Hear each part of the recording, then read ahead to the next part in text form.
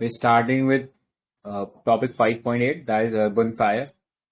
So why was this in news? So recently there was a massive fire that broke out in an office building in Mondaka region in Delhi. ठीक है, so इसलिए ये पूरा news जो है वो again हम देख रहे हैं वापस करंट अफेयर्स में आ गया है. ठीक है, सो डिजास्टर मैनेजमेंट के अंदर हम लोग इस टॉपिक को क्लासिफाई करेंगे. ठीक है, एंड इतना मतलब ज्यादा यूपीएससी पर्सपेक्टिव से इम्पोर्टेंट नहीं है, बट जस्ट ब्रीफली देख लेते हैं चीजों को कि क्या था इसके अंदर. So urban fires occurs in cities or towns with potential to rapidly spread across adjoining structure. ठीक है, सो लार्ज स्केल इकोनॉमिक और ह्यूमन लाइफ में टोल ले सकता है ये. सो की फैक्ट्स देख लेते हैं. On an average 35 people are killed every day in the last 5 years between 2016 and 2020. ठीक है, this data was presented by National Crimes Record Bureau NCRB. कोई बता सकता है कौन सी मिनिस्ट्री के अंडर आता है एनसीबीआरबी? नेशनल क्राइम रिकॉर्ड्स ब्यूरो कौन सी मिनिस्ट्री के अंडर है? Home affairs. Correct, home affairs के अंडर है. तो ये याद रखना, काफी सारे डेटा लेके आता है हमारे लिए क्राइम वगैरह से रिलेटेड. ठीक है, so although these incidents have reduced by approximately 44% and the people dying have also dipped. ठीक है, तो ऑलमोस्ट प्रोपोर्शनेट डिप देखने को मिल रहा है इंसिडेंट में, नंबर ऑफ पीपल डाइंग में अराउंड 44 and 46% रेस्पेक्टिवली. कॉजेज क्या है अर्बन फायर के? These could be natural reasons like lightning, extreme heat, low humidity etcetera. ठीक है, सो ये नेचुरल रीजन हो सकते हैं कि why urban fires could occur. Next, inadequate fire and emergency service. तो इसके अंदर हम ह्यूमन कैपेबिलिटी की बात कर सकते हैं कि हमारे जो फायर फाइटर्स हैं या फायर फाइटिंग फोर्सेस हैं वो इतना एडिक्वेटली ट्रेन ना हो, और हो सकता है कि उनके पास एडिक्वेट इंफ्रास्ट्रक्चर भी ना हो. ठीक है, नेक्स्ट, ह्यूमन एरर या आर्सन. कई बार डेलिबरेटली आग लगाई जाती है या कई बार एरर हो जाता है. ठीक है, सो वो चीज देख लेना. Next, poor compliance and enforcement of norms. ठीक है, फॉल्टी बिल्डिंग स्ट्रक्चर्स हम लोग ऐसा बनाए, फॉल्टी अप्लायंसेस बनाए, लीड्स बनाए. ठीक है, and then rapid urbanization with resulting encroachment, poor wiring etc. जिसकी वजह से कई बार इस टाइप के इंसिडेंट हो जाते हैं. ठीक है, देन नेक्स्ट स्ट्रैटेजीज की बात करते हैं. How we can ensure that our buildings are fire prone. ठीक है, या फायर रेजिलियंस हम लोग कैसे मेंटेन करें. तो strengthening guidelines and policy framework, strict adherence to available norms of electrical load management for new construction. ठीक है, तो ये गाइडलाइंस निकालता कौन है? एनडीएमए गाइडलाइंस निकालता है, या रेस्पेक्टिव स्टेट की एमसीडी या स्टेट गवर्नमेंट निकालती है, because fire as a subject. ठीक है, और उसका जो है मिटिगेशन स्टेप्स है वो सब स्टेट गवर्नमेंट के अंदर आते हैं, एंड मोस्टली स्टेट गवर्नमेंट ने वो पावर जो वो डिवॉल्व कर रखी है एमसीडीज वगैरह को. ठीक, एमसीडीज मतलब म्यूनिसिपैलिटीज. ठीक है, सो पहला स्ट्रिक्ट एडहेरेंस होना चाहिए नॉर्म्स के ऊपर. मटेरियल्स इस टाइप के इस्तेमाल हों जो कि which are not flammable very frequently. Main stream of fire risk mitigation and management in urban planning. ठीक है, इस चीज को मेन स्ट्रीम में लाने की जरूरत है जब भी हम अर्बन डेवलपमेंट की बात करें. Enforcement of fire safety norms and regulation. ठीक है, जो भी बिल्डिंग बनी है उसका प्रॉपर स्क्रूटनी होना चाहिए, लाइसेंसेस प्रॉपर मिलने चाहिए, अकाउंटेबिलिटी उन ऑफिसर्स की फिक्स होनी चाहिए जिन्होंने ऐसे किसी डूबियस स्ट्रक्चर को पास किया जहां पे ये फायर नॉर्म्स प्रॉपर नहीं हो रहे थे. ठीक है, upgradation of fire fighting equipment and infrastructure. हमारे जो एग्जिस्टिंग फायर फाइटिंग ब्रिगेड्स हैं उनके पास जो नेसेसरी इक्विपमेंट है वो होना चाहिए. उनके जो व्हीकल्स हैं they should be integrated with real time traffic monitoring so as to minimise the response time. ठीक है, वो जल्दी से जल्दी अपने जो भी इंसिडेंट वाला डेस्टिनेशन है वहां पे पहुंच सकते हैं. Building community resilience. ठीक है, लोगों को भी ये बताना जरूरी है कि क्या क्या वो कर सकते हैं in case of such hazards. ठीक है, like we can take safety और मॉक ड्रिल्स. ठीक है, we can conduct sensitization and awareness program, consult with a stakeholder while developing emergency management plan for every structure or settlement. ठीक है, so broadly issues थे जिसके अंदर हम लोग डिवाइड कर सकते हैं एंड कैसे हम लोग अचीव कर सकते हैं better urban fire mitigation response. ठीक है, next fire safety regulation in India की बात करें तो कॉन्स्टिट्यूशनल प्रोविजन जैसा बताया था 12th शेड्यूल के अंदर 12th schedule is regarding urban local bodies या म्यूनिसिपैलिटीज के बारे में, तो फायर सर्विसेज उनके अंडर में आती है। इसके अलावा national building code of India है, किसने पब्लिश किया है ये national building code of India? BIS, bureau of Indian standard ने। ठीक है, तो उसने पार्ट 4 के अंदर, मतलब इतना डेप्थ में जाने की जरूरत नहीं है, until and unless you are preparing for some exam like EPFO, तब थोड़ा डेप्थ में देख सकते हो, अदरवाइज इतना इंपॉर्टेंट नहीं है ये। इसके अलावा एक model bill to provide for maintenance of fire and emergency service for state was presented by MHA। Generally याद रखना ये मॉडल टाइप के जितने भी बिल्स होते हैं ना ये सेंटर लेके आता है एंड वो कोई लेजिस्लेटिव एक्शन इम्पोज नहीं करता, it's just a reference for states to adopt. ठीक है, जैसे मॉडल APMC एक्ट था तो वो सेंटर लेके आया था, ऑल्दो ये APMC एज अ सब्जेक्ट वो स्टेट सब्जेक्ट है, बट सिर्फ एक रेफरेंस बनाने के लिए सेंटर जो है इस टाइप के बिल्स पास करता है मॉडल टाइप के। ठीक है, इसके अलावा ministry of health and family welfare circulated strict guidelines stipulating third party accreditation for fire safety and fire plans. इसके अलावा NDMA has also stipulated requirements for fire safety in public building including hospitals. So this was about urban fires. किसी को कुछ add करना है क्या इसमें? Anyone? ठीक है, alright. Then next part पे चलते हैं. So next part is news in shorts. So first topic को देखते हैं, deep and shallow ecologism. ठीक है, so this is basically part of or the strands of environmental philosophy. ठीक है, environmental philosophy हम लोग पढ़ते हैं कि हाँ environment को प्रोटेक्ट करना है, बट उसके अंदर भी डिफरेंट स्कूल देखने को मिलते हैं इस फिलोसफी में। तो पहला है डीप इकोलॉजिज्म, जो हम जनरली पढ़ते हैं जिसको हम जनरली आर्टिकल्स में या डिबेट्स में सुनते हैं, तो जनरली वो डीप इकोलॉजिज्म है, जिसके अंदर we see that it is the most radical form of environmental ethics advocated by Norwegian philosopher Aaron Nass in 1970. ठीक है, उतना हिस्ट्री वगैरह जानने की जरूरत नहीं है। This is just an alternative to shallow ecology. ठीक है, they both have been recognized and examined the anthropogenic problems with the environment a bit in different way. ठीक है, एंथ्रोपोजेनिक मतलब इंसान का क्या रोल है एनवायरमेंट के अंदर, उसके अराउंड सेंटर्ड है। ठीक है, दोनों के अंदर मेजर डिफरेंस बोले तो ह्यूमन बीइंग को लेके ही है कि ह्यूमन का प्लेस क्या है एनवायरमेंट के अंदर। ठीक है, सो डीप इकोलॉजिज्म के अंदर एंथ्रोपोसेंट्रिज्म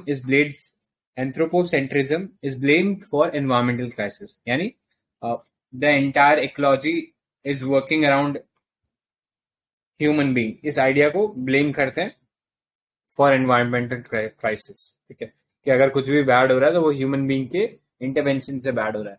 लेकिन शैलो इकोलॉजिज्म बोले तो इसमें ऐसा कोई मानना नहीं है। ठीक है, उनका मानना है कि वर्ल्ड जो है वो एंथ्रोपोसेंट्रिक है, मतलब ह्यूमन के अराउंड सारा वर्ल्ड डेवलप है, जो भी चीजें हो रही है वो ह्यूमन के लिए डेवलप हो रही है। ठीक है, सो उनका ये मानना है कि climate change is bad for human being because it affects their interest. ठीक है, उसके इंटरेस्ट या उसके जो बेनिफिशियल चीजें उनको हार्म हो रहा है, इसलिए क्लाइमेट चेंज इज बैड। ठीक है, where is in deep ecologism हम देखते हैं कि सब लिविंग बीइंग सफर कर रहे हैं बिकॉज ऑफ ह्यूमन बीइंग। ठीक है, तो ये ब्रॉडली डिफरेंस है दोनों के बीच में। प्रायोरिटी की बात करते हैं तो यहाँ पे आप डायग्राम देख सकते हो, इस डायग्राम में आपको पता लग रहा है सब लोग इक्वल है, ह्यूमन बीइंग है और लिविंग स्पीशीज जितने भी है सब इक्वल है। ठीक है, so it prioritise live and let live attitude rather than either you or me. ठीक है, वो एटीट्यूड नहीं है, सब लोग बराबर, वन हेल्थ कॉन्सेप्ट जैसे हम बोलते हैं ना, कि जिसमें एनिमल हेल्थ भी देख रहे हैं, ह्यूमन हेल्थ भी देख रहे हैं, एनवायरमेंटल हेल्थ भी देख रहे हैं, तो वैसा ही कुछ कॉन्सेप्ट है कि ओवरऑल होलिस्टिक पूरे एनवायरमेंट की बात हो रही है। Whereas in shallow ecologism, priority is given to human being. तो यहाँ पे आप देख सकते हो कि यहाँ पे एक पिरामिडल स्ट्रक्चर है। ठीक है, जिस पिरामिड के अंदर टॉप में ह्यूमन बीइंग है। ठीक है, सो उसके इंटरेस्ट प्रायोरिटी पे आने चाहिए डीप इकोलॉजिज्म के अंदर, sorry shallow ecologism. Next, approach to deal with pollution and resource depletion. तो डीप इकोलॉजिज्म में हम बात करते हैं कि there should be a radical change in the way we are living, हमारे लाइफस्टाइल में बहुत ट्रांसफॉर्मेटिव चेंज लाने की जरूरत है, ठीक है, सो दैट हम एनवायरमेंट को प्रोटेक्ट कर सके।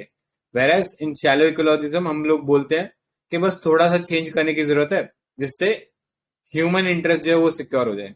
Like for example we can say कि we can cause less pollution और air conditioner if we do not release CFC, ठीक है, बस सीएफसी को रोक लोगे तो आप ग्लोबल वार्मिंग और ओजोन होल वगैरह जो है वो सब रोक सकते हो, ठीक है।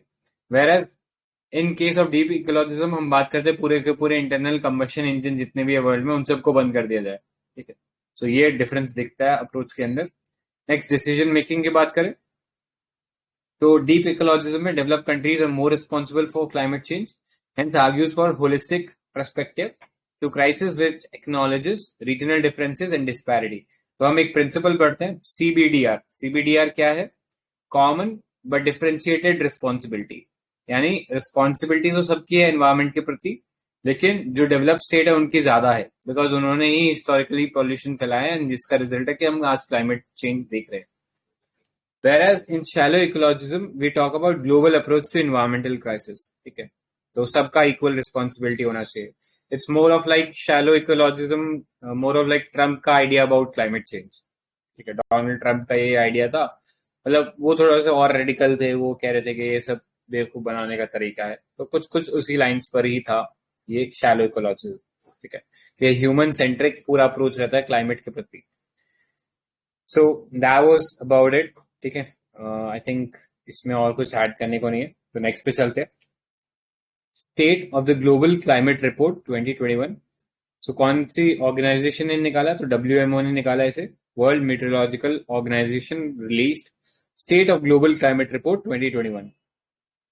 अब फाइंडिंग क्या थे? The annual report provides detail of climatic indicators such as temperature, ocean heat, ocean acidification, sea level rise, sea glaciers and extreme weathers, ठीक है। सो ये क्लाइमेट इंडिकेटर्स है, ठीक है, पता होना चाहिए हमें।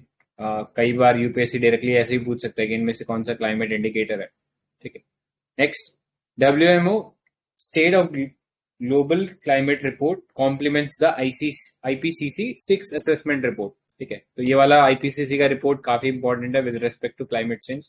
अभी इसका 6th एडिशन रिसेंटली पब्लिश हुआ था, तो ये WMO का ये जो रिपोर्ट है ये इसको कॉम्प्लीमेंट करा, ठीक है। सो अब इसके अंदर हो क्या रहा है? So according to WMO, global annual to decadal climate update, there is 50% chance of the annual average global temperature temporarily reaching 1.5 degrees Celsius above the pre-industrial level for at least one of the next 5 years. मतलब हम लोगों ने Paris deal के अंदर बात करी थी कि हम इस सेंचुरी के एंड में विल ट्राई कि the temperature does not rises about 2 degree Celsius and will ensure कि अगर हम लोग कर सकते हैं तो इसे 1.5 डिग्री सेल्सियस पे ही अरेस्ट कर दे, 1.5 डिग्री सेल्सियस पे ही अरेस्ट कर दे। लेकिन WMO को ये रिपोर्ट कह रहा है कि 50% चांस है कि शायद अगले 5 साल के अंदर ही हम ये 1.5 डिग्री सेल्सियस वाला जो मार्क है इसको ब्रीच कर जाएंगे, ठीक है। It's a very stark finding presented by this report. Next, key findings. तो again 4 key climate indicators हैं: greenhouse gas concentration, sea level rise, ocean heat and ocean acidification have set new records, and सारे ये bad records ही बोल सकते हो, ठीक है। So concentration of carbon dioxide has increased, वो नंबर याद करने की जरूरत नहीं है, बस इतना देख लेना कि has increased. Methane and nitrous oxide has continued to increase. Global mean temperature has been around 1.1 degree Celsius plus minus 0.13 degree Celsius above the pre-industrial level, ठीक है, and past 7 years have been the warmest, of which 2021 was less warm than the recent year, ठीक है। सो यहाँ पे थोड़ी सी anomaly देखने को मिलती है कि हम देख रहे हैं कि पिछले कुछ सालों में टेम्परेचर लगातार बढ़ जाता है, बट इस ये जो साइकिल है इसमें 2021 was on odd year because यहाँ पे इतना टेम्परेचर राइज देखने को नहीं मिला, रीजन बीइंग ला लीना इवेंट्स, ठीक है। ला लीना आई थिंक सबको पता ही होगा। Next, global mean sea level has recorded new high, ठीक है, एंड इंडिया के लिए ये थोड़ी सी ज्यादा डेंजरस है इन द सेंस कि इंडिया के अंदर फास्टर ग्लोबल फास्टेस्ट राइज देखा गया है as compare to the global average. Global average के मुकाबले इंडिया में जो सी लेवल, जो वाटर का सी लेवल राइज है वो तेजी से हुआ है। Countries with highest number of internal displacement या क्लाइमेट रेफ्यूजी एक टर्म इनके लिए इस्तेमाल होता है, तो वो चाइना, वियतनाम, फिलीपींस में हाईएस्ट देखने को मिला। Ozone hole over the Antarctic has become unusually large, driven by strong and stable polar vortex. ठीक है, तो ozone hole has increased. Some ecosystems are degrading at an unprecedented level, like coral reefs. ठीक है, तो coral reef में एक phenomena होता है which is known as coral bleaching, जहाँ पे क्या होता है कि coral come under stress, climatic stress, and life over there becomes inhabitable. ठीक है, तो वहां पे जो एल्गी होता है जो कि कोरल्स के साथ सिम्बायोसिस में रह रहा होता है, विच इज जूजेंथली और जूजेंथिनम, उसमें से निकल जाता है and algae was providing colour to those corals. तो जैसे ही एल्गी बाहर निकलता है वहां पे आप देखोगे कि पूरा का पूरा कोरल वाइट हो जाता है। ठीक है, एंड जो एग्जिस्टिंग इकोसिस्टम होता है वो भी डिसरप्ट हो जाता है। So that's how coral bleaching is an environmental indicator. Next, extreme weather event led to hundreds of billions of dollars in economic loss and wreaked heavy toll on human life. Okay. Climate-related events pose humanitarian risk through impacts on health, food, water, security, as well as human security, human mobility, livelihood, economics, and infrastructure and biodiversity. Okay. So that's how environmental related are impacting our lives. ठीक है, तो ये सारे spheres देख सकते हो इसके अंदर इम्पैक्ट कर रहा है। की सजेशन क्या है? पहला एडेप्टेशन। एडेप्टेशन मतलब कि आप क्लाइमेट रेजिलिएंट चीजों को इनकॉर्पोरेट करो। ठीक है, या ऐसी आप चीजों को यूज में या डेली यूज में लेके आओ जिससे कि कार्बन एमिशन नहीं हो रहा है। ठीक है, so you are turning towards carbon negative equipments या negative lifestyle. So UN secretary general ने ये चीज बोला है। He has tasked world meteorological organization with an effort to ensure every person on human being is protected by early warning system within next 5 years. ठीक है, कि कोई भी बाढ़ या कोई साइक्लोन आने से पहले सब लोग अवेयर हो जाए, ऐसा कोई इंसान बचे ना who is not aware of such incidents. Next, mitigation. तो एक हो गया अडेप्टेशन कि हम लोग अडाप्ट करें नई नई चीजों को so that climate negative, carbon negative हम लोग लाइफस्टाइल जिए। वेयर मिटिगेशन कि अब वी नो कि हम कितना भी मिटिगेट कर ले, natural disasters are going to come, so what we can do is we can mitigate them. ठीक है, उनसे होने वाले हैजर्ड को मिनिमाइज कर सकते हैं।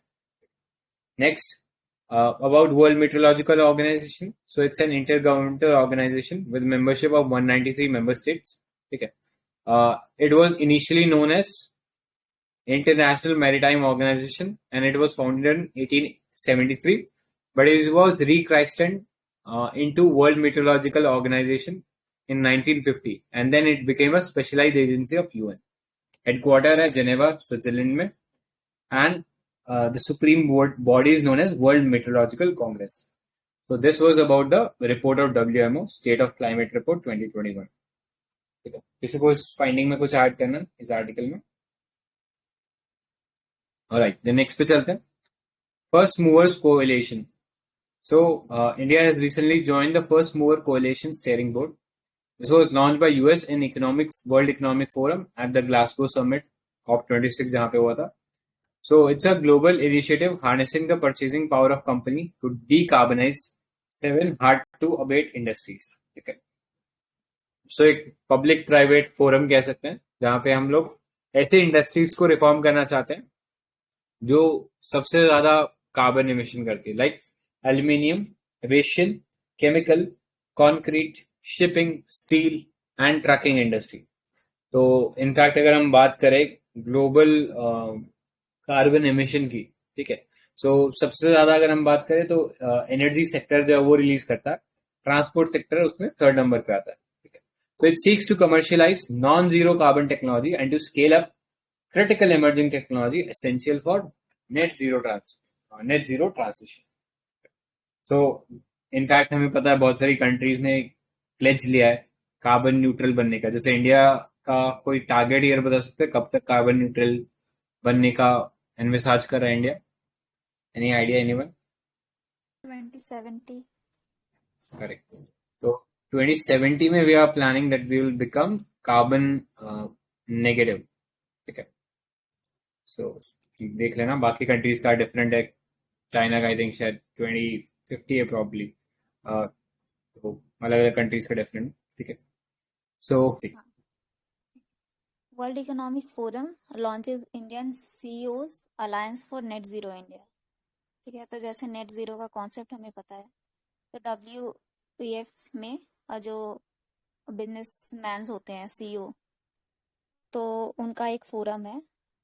तो WEF ने अनाउंस किया है alliance of CEO climate action leaders India to supercharge India's climate action and decarbonisation efforts. ठीक है, तो सेम वही है कि डीकार्बनाइजेशन एफर्ट्स को, जो भी इंडिया के क्लाइमेट एक्शन प्लान्स है उसको एक्सेलरेट करने के लिए, तो प्राइवेट और बिजनेस इंडस्ट्रीज जो हैं उनको उनका मेन एफर्ट होगा। तो इसमें कुछ है नहीं, बस ये याद रखना है कि इंडिया के लिए है लेकिन WEF का है। ठीक है, बाकी हमने पंचामृत के बारे में पढ़ा है कि जो अपना ग्लासगो समिट हुआ था COP26, उसमें पंचामृत का कॉन्सेप्ट दिया था हमारे प्राइम मिनिस्टर ने। तो क्या क्या है वो रिवाइज कर लेते हैं कि non fossil energy capacity to 500 gigawatt by 2030। तो अपना जो एनर्जी कैपेसिटी है उसको 500 गीगावाट करना है बाय 2030। फिर 50% ऑफ इस एनर्जी रिक्वायरमेंट्स रेन्यूएबल एनर्जी से होना चाहिए। तो टारगेट ईयर सेम है 2030। थर्ड है कार्बन एमिशन रिड्यूस करना है by 1 billion tons from now onwards till 2030। And carbon intensity को कम करना है बाय 45%। और फिर नेट जीरो एमिशन का टारगेट अपना वो 2070 वाला। ठीक है, तो यही कि सीईओज के अलायंस का क्या आउटकम होगा। तो क्लाइमेट फाइनेंसिंग में हेल्प मिलेगी, टेक्नोलॉजिकल कॉन्स्टेंट्स है वो कम होंगे बस। और फिर जितने भी बिजनेसेस है उनको नेट जीरो में बदलना है, अपना यही एम है। ठीक है, नेक्स्ट टॉपिक है Rajasthan emerges as solar hub with 10 gigawatt capacity. Rajasthan became the first state to surpass 10 gigawatt of cumulative large-scale solar installation. State has total of 32.5 gigawatt of installed power capacity, और ये उसका renewable से 55% है और thermal से 43, nuclear energy से 2%। तो ये पर स्टेट ऐसे इम्पोर्टेंट तो नहीं है कि सारे स्टेट्स का ये याद रखें, बस ये कि राजस्थान है, उसके बाद सेकंड कर्नाटका है आई थिंक, कर्नाटका फिर गुजरात है। ठीक है, सोलर एनर्जी कैपेसिटी में इंडिया में। तो अपना टारगेट हमें पता है कि अभी 500 गीगावाट हमें करना है। COP26 में हमने अपना वो कैपेसिटी बढ़ाया है, उसमें से 150 अभी करंट रेन्यूएबल एनर्जी का है, और 300 मतलब 500 में 300 अपना रेन्यूएबल एनर्जी से करना है, उसमें 150 अभी करंट है और 2030 तक टारगेट है अपना।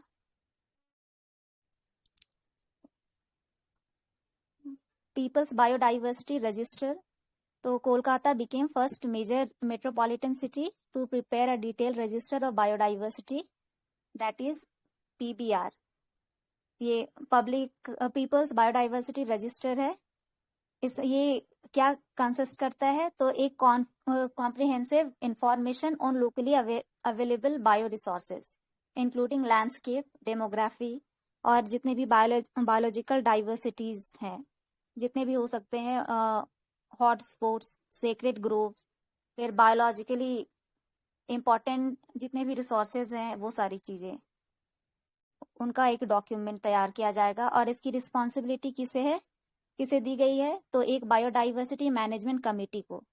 Biodiversity management committee biological diversity act जो अपना 2002 वाला है उसके अंडर मेंशन है कि मैंडेटरी है, लोकल सेल्फ गवर्निंग इंस्टीट्यूशंस है कि उनका अपना एक बायोडाइवर्सिटी मैनेजमेंट कमेटी होगी।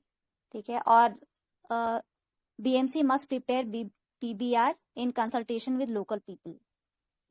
तो इनके ऊपर रिस्पॉन्सिबिलिटी दी गई है कि उन्हें ये मस्ट होगा कि पीपल बायोडाइवर्सिटी रजिस्टर मेंटेन करना है, और वो with consultation of local people.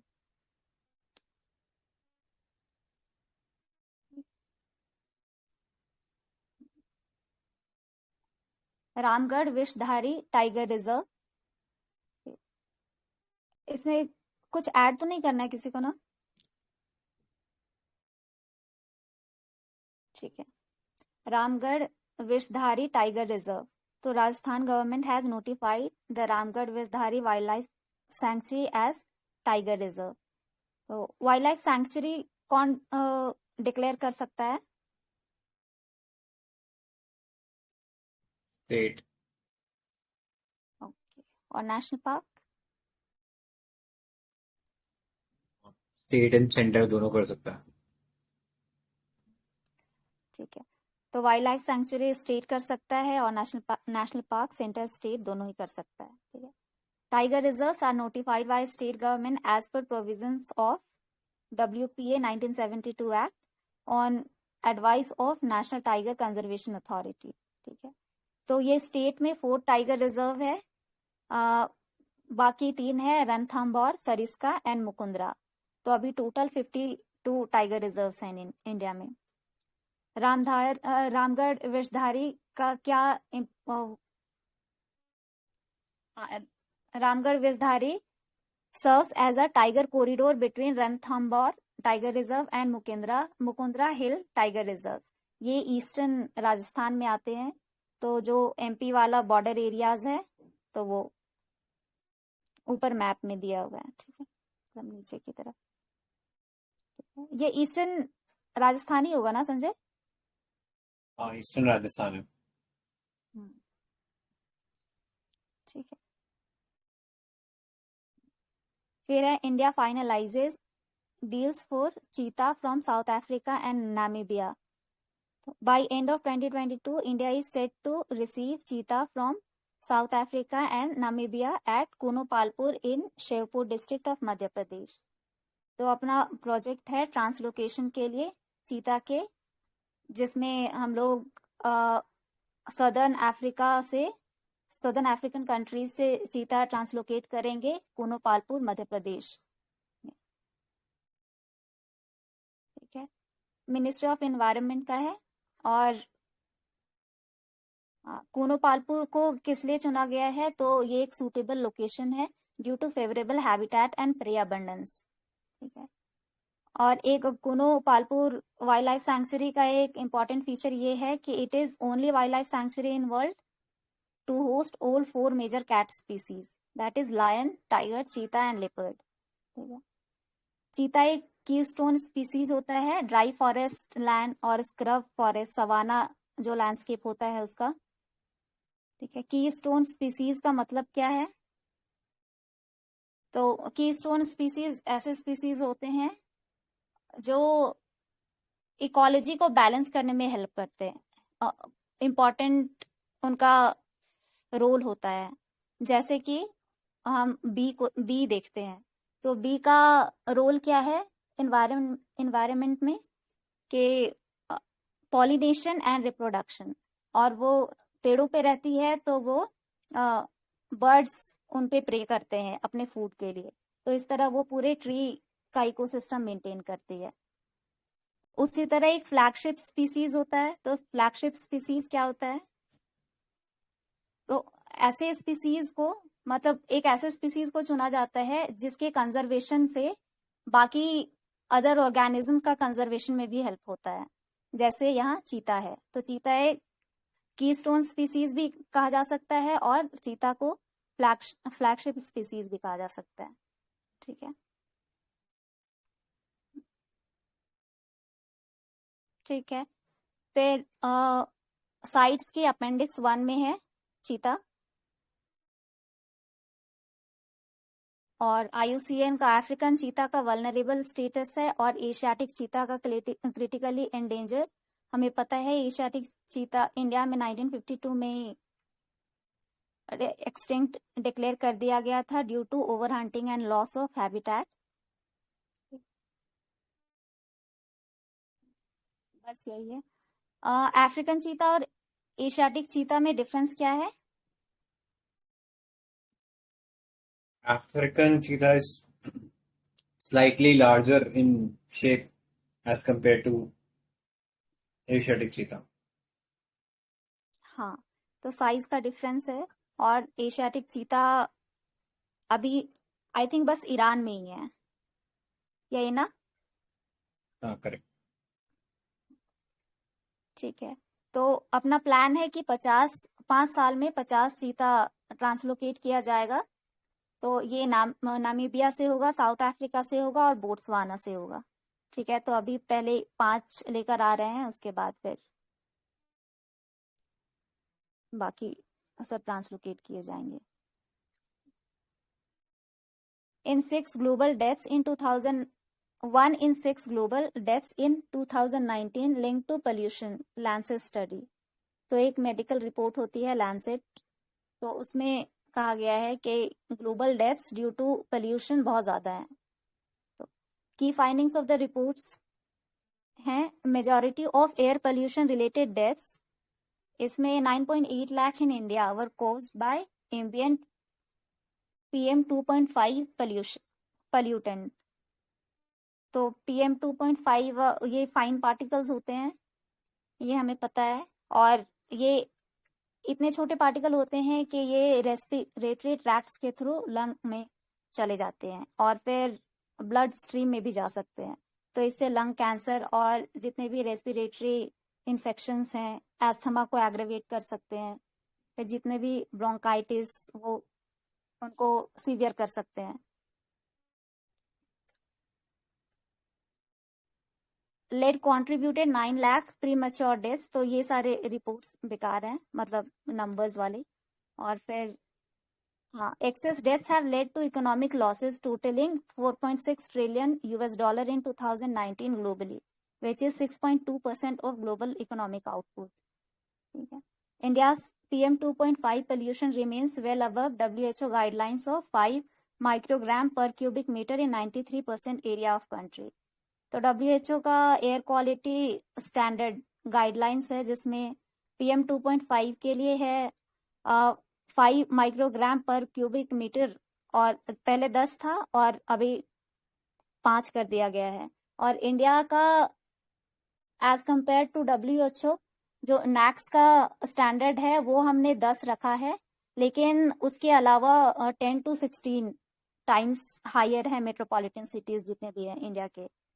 तो पोल्यूशन लेवल बहुत ज़्यादा है। ठीक है, और PM 10 के लिए WHO का स्टैंडर्ड वो 10 माइक्रोग्राम पर क्यूबिक मीटर है।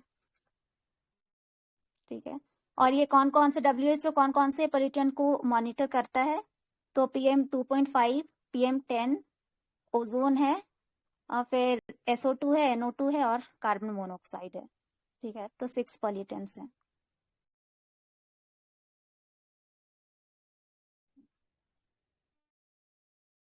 ठीक है, कुछ ऐड करना है क्या? Okay. International dark sky week conducted from April 20 to 30। तो इंटरनेशनल डार्क स्काई वीक एक एनुअल इवेंट होस्ट किया गया था। तो एक एसोसिएशन है इंटरनेशनल डार्क स्काई एसोसिएशन, तो उसने होस्ट किया था। इसका एम क्या है? तो to raise awareness about the negative impact of light pollution. तो लाइट पोल्यूशन होता क्या है? It is the presence of excessive, misdirected and obtrusive artificial light. ठीक है, तो ये कुछ कंपोनेंट्स होते हैं, glare, sky glow, light trespass, clutter. तो ये सारे इंपॉर्टेंट नहीं है, मॉक टेस्ट में पूछे जाते हैं, लेकिन UPSC शायद नहीं पूछेगा, तभी एक बार रीड कर लेना। ठीक है, तो इम्पैक्ट ऑफ लाइट पोल्यूशन क्या है? तो एस्ट्रोनॉमिकल रिसर्च में इंटरफेयर करता है। जैसे हमें पता है कि लाइट की वजह से इतनी रोशनी होती है अर्बन एरियाज में कि तारे नजर नहीं आते। ठीक है, एडवर्स हेल्थ इफेक्ट्स है स्पेशली ऑन ह्यूमंस और natural body cycles called circadian rhythms and the production of melatonin which are regulated by light and dark। तो ये हमारे सर्केडियन रिदम जो होता है वो 24 आवर साइकिल ह्यूमन बॉडी का, तो उसे अफेक्ट करता है। और जो मेलेटोनिन एक हार्मोन होता है जो पीनियल ग्लैंड से सीक्रेट होती है, उस जो light and day sleep wake cycle को रेगुलेट करती है, तो उसे अफेक्ट करता है। ठीक है,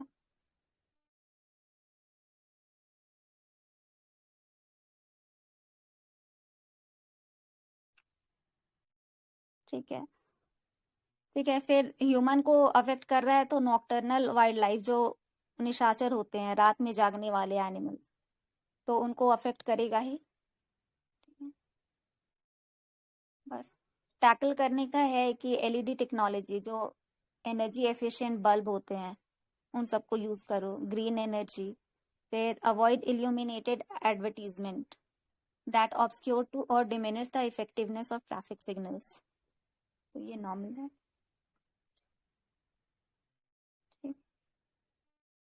नेक्स्ट है क्लाइमेट इमरजेंसी।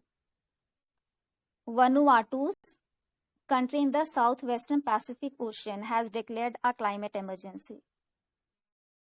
तो नेचुरल डिजास्टर और जितने भी क्लाइमेट चेंज के जितने इंडिकेटर्स है वो बढ़ते जा रहे हैं, तो इससे क्लाइमेट इमरजेंसी आ रही है। तो वनुआटू एक साउथ वेस्टर्न पैसिफिक ओशन में एक कंट्री है, तो उसने डिक्लेयर कर दिया है क्लाइमेट इमरजेंसी। तो ऐसा कोई प्रिसाइज डेफिनेशन नहीं है क्लाइमेट इमरजेंसी का, ठीक है, जो नाम से ही पता चल रहा है क्लाइमेट इमरजेंसी क्या है। ठीक है, तो यूके पहला कंट्री था जिसने नेशनल लेवल पे डिक्लेयर किया था environmental and climate emergency. Next है वर्ल्ड फूड प्राइज। तो NASA climate scientist wins world food prize for modelling of the impact of climate change on food production. तो ये एक नोबेल प्राइज लॉरिएट थे, Norman Borlaug, in 1986। उन्होंने 1986 में create किया था ये prize for the improve quality of food and availability of food. ठीक है, इसे नोबेल प्राइज इन एग्रीकल्चर माना जाता है। बस इसमें और कुछ है नहीं। नॉर्मन बोरलॉग किस लिए फेमस है? Green revolution. हाँ, correct. Is known as the father of green revolution. और इंडिया में कौन है father of green revolution? M Swaminathan. हाँ, करेक्ट। इसलिए थोड़ा इम्पोर्टेंट है प्राइस।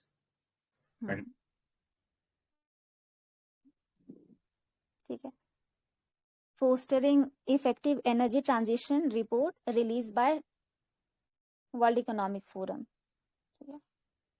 तो ये एनर्जी ट्रांजिशन इंडेक्स एक रिपोर्ट निकालती है WEF, तो उस पे बेस्ड है, मतलब उनके रिपोर्ट को यूज किया गया है ये एक बेंचमार्क सेट करने के लिए, एनर्जी ट्रांजिशन के प्रोग्रेस को रिपोर्ट करने के लिए, मॉनिटर करने के लिए। ठीक है, तो एनर्जी ट्रांजिशन होता क्या है, तो अपना शिफ्ट की जो जितने भी फोसिल बेस सिस्टम है उसको क्लीन एनर्जी वाले सिस्टम में बदलना है। की फाइंडिंग्स ऑफ द रिपोर्ट, तो energy transition not keeping pace with growing climate urgency with challenges compounded by risk to energy security, sustainability and affordable access. तो हमें पता है कि एनर्जी क्लाइमेट चेंज से क्या क्या, क्लाइमेट अर्जेंसी से कौन कौन से और रिस्क आ सकते हैं, जैसे फूड सिक्योरिटी के प्रॉब्लम्स, एनर्जी सिक्योरिटी के problems, sustainability problems. Lack of access to an affordable energy supply has emerged as a key threat to just transition, where industrial activity generates more than 30% of anthropogenic emission, जो हमने पहले वाले जो Sanjay sir करा रहे थे उस टॉपिक, लास्ट टॉपिक में हमने देखा, with 5 heavy industries representing 80% of industrial emission.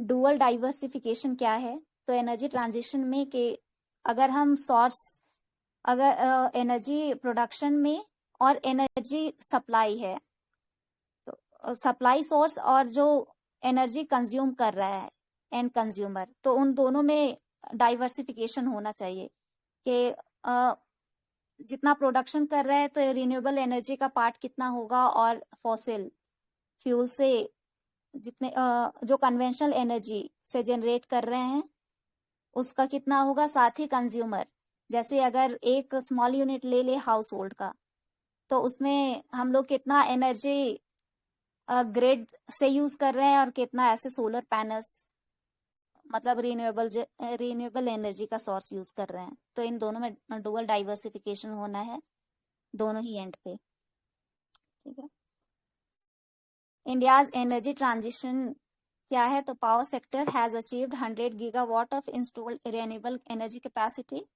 India has already achieved emission reduction of 28% over 2005 levels against the target of 35% by 2030। तो ये अपना एनडीसी का टारगेट था। ठीक है,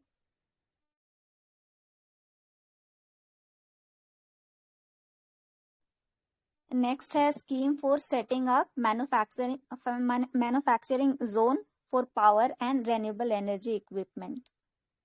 तो मिनिस्ट्री ऑफ पावर और ministry of new and renewable energy, ये इन दोनों ने जॉइंटली प्रपोज किया है कि 3 मैन्युफैक्चरिंग जोन बनाए जाएंगे इक्विपमेंट्स के लिए, जो मतलब जितने भी पावर और रेन्यूएबल एनर्जी इक्विपमेंट्स है, जैसे सोलर पैनल्स या फिर सोलर हीटर हो गए, एसीसी बैटरीज के कंपोनेंट्स हो गए, इन सब के लिए। ठीक है, तो जिसमें से 2 होंगे ब्राउन फील्ड और फिर एक होगा ग्रीन फील्ड। तो ब्राउन फील्ड ग्रीन फील्ड क्या होता है ये हमें पता है। टारगेट है 26 से 27 तक 3 मैन्युफैक्चरिंग जोन क्रिएट करने। एक कॉमन टेस्टिंग फैसिलिटी होगी और एक कॉमन इंफ्रास्ट्रक्चर फैसिलिटी होगी। की प्रोविजंस क्या होंगे इस स्कीम के? तो identified location would be away from eco sensitive zone of protected areas, और state government must have 26% stake in the joint venture with private companies. एक स्टीयरिंग कमिटी होगी and a project management agency shall be constituted for monitoring.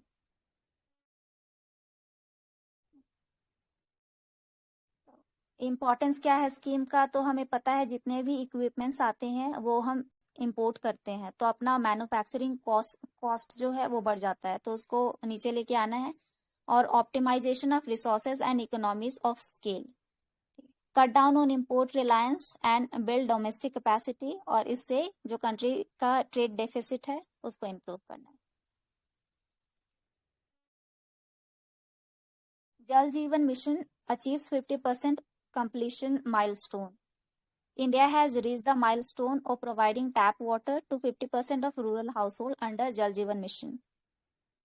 तो गोवा, तेलंगाना, अंडमान निकोबार, दादरा नगर हवेली, दमन and Diu, Puducherry, Haryana, तो इन लोगों ने 100% house hold connections achieve कर लिया है टैप वाटर का रूरल एरियाज में। और पंजाब, गुजरात, हिमाचल प्रदेश, बिहार, ये इन लोगों ने 90% टारगेट पूरा कर लिया है। तो हमें पता है हर घर जल, जल जीवन मिशन के under tap water, functional tap water के लिए एक स्कीम है। ठीक है, मिनिस्ट्री ऑफ जल शक्ति का है और पार्टनरशिप है स्टेट्स के साथ। एक अर्बन का भी है जो स्वच्छ भारत मिशन के अंडर आता है, और वो है महुआ के अंडर है ना? वो स्वच्छ भारत अभियान है ना। हाँ जल जीवन मिशन रूरल के लिए अभी। हाँ, ब- रूरल के लिए, ब- लेकिन अर्बन के लिए भी आया ना? हाँ, अर्बन के लिए इस बजट में प्रपोज किया गया, बट आई थिंक अभी उसके लिए शायद गाइडलाइंस इनसे नहीं है। अभी तो ये रूरल की बात करें यहाँ पे हम। ठीक है, तो ये रूरल वाला है। और फिर इसमें है कि पोर्टेबल वाटर सर्विस प्रोवाइड करना है, और इसमें 55 litre per capita per day ये मेजर रखा गया है कि इतना एवरी हाउस होल्ड, मतलब पर इंडिविजुअल पर डे 55 लीटर्स मिलना चाहिए। ठीक है, हमें पता है कि अपना SDG 6 है वो क्लीन वाटर एंड सैनिटेशन है, तो उसे भी टारगेट करना है। ईयर है 2024 तक tap water, functional tap water है वो एवरी हाउस होल्ड में होना ही चाहिए। 2019 में जब ये लॉन्च हुआ था तो 17% of rural population had access to drinking water through taps. अभी 50% हो गया है, और अभी 2 साल बाकी है और 50% का टारगेट अचीव करना है।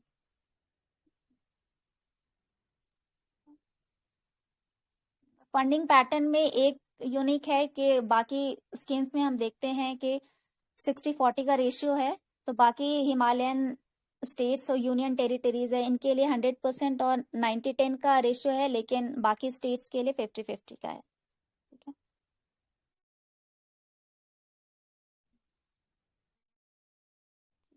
राइट, ठीक है, फिर आई थिंक आज के लिए यहीं पे स्टॉप करते हैं। विल रिज्यूम फ्रॉम टॉपिक 5.96 वाले से टुमारो।